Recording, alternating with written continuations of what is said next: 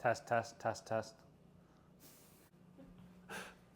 Welcome back. Today's episode is brought to you by daycare and nap time. Let's get started. Today we're making a venison chili. We are gonna do half venison, half ground beef, just so we can save some of our ground venison for future videos.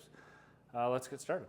For this chili, some of you may not like it, but we're blending everything because we're picky.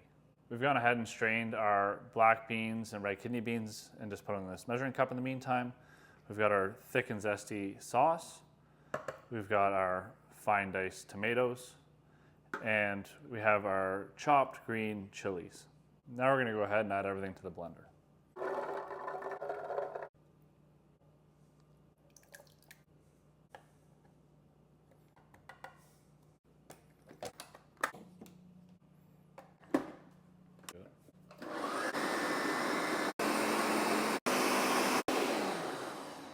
Now that it's all blended, we're gonna go ahead and get this in our crock pot.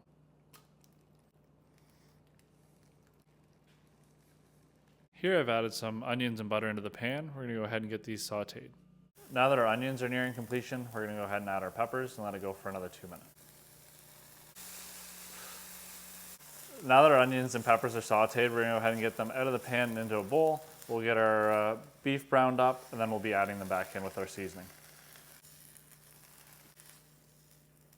Now we're gonna go ahead and add our venison and our ground beef.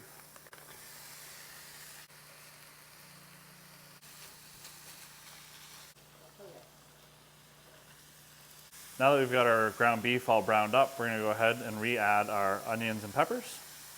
We'll go ahead and get those mixed in, and then I'm gonna grab the spices and we'll add those.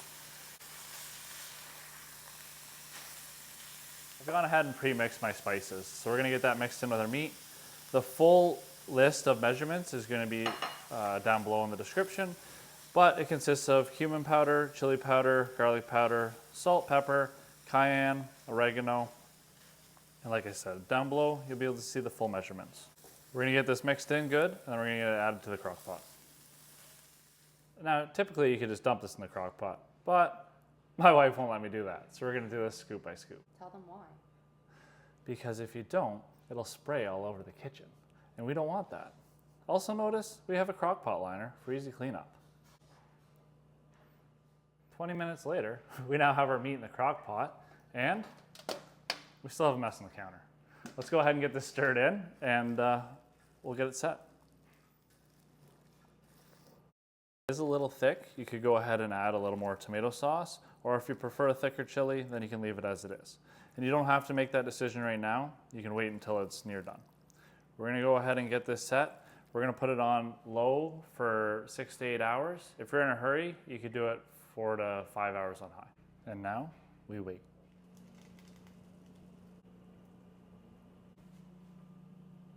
We've let our chili cook for 4 or 5 hours now. We've went ahead and made a bowl, topped with cheese, and we're gonna eat it with some mini pitas. Today's special guest is Brianna Garbett, also my sister. Brianna is the youth support worker for Curved Lake First Nations, and she's been dying to get on an episode. Let's go ahead and try this chili. Brianna's gonna go ahead and give our chili a try and let us know what she thinks. She is a harsh food critic, as she's a bit of a foodie.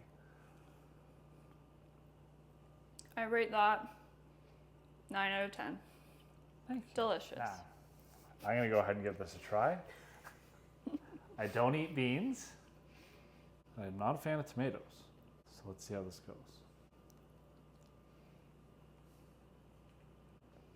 For all you picky eaters out there, you wouldn't even know there's beans in here. It's pretty delicious. Thanks for watching. We'll see you next time.